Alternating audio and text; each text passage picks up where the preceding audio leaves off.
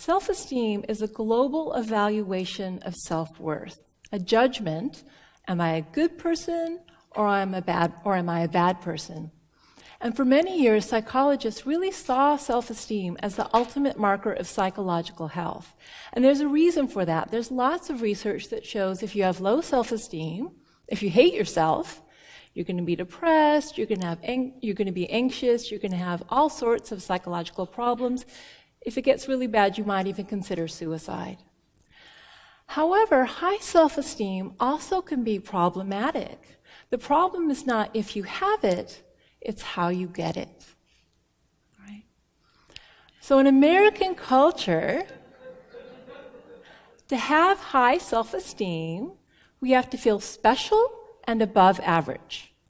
Okay? If I told any one of you your work performance, oh, it's average, or you're an average mother, or if you told me afterwards that this talk was average, I'd be crushed, right? It's not okay to be average. It's considered an insult to be average. So what's the problem with that if all of us have to be above average at the same time? Right? Are the words logical impossibility springing to mind here? Right? Okay?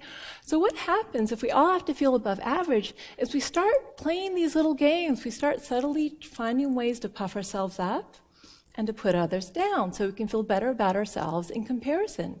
And some people actually take this to an extreme. You may or may not know, but there is an epidemic of narcissism in this culture.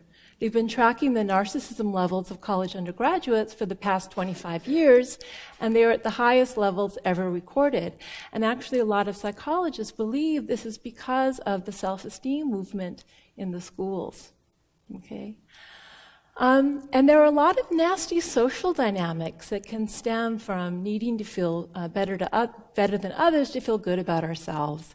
We also have an epidemic of bullying in our culture, in our schools. Well, why do kids bully? Why do kids who are forming their sense of self feel they've got to bully others? It's partly to build their own sense of self-esteem, to feel that they are stronger, more powerful than these other kids that they're picking on.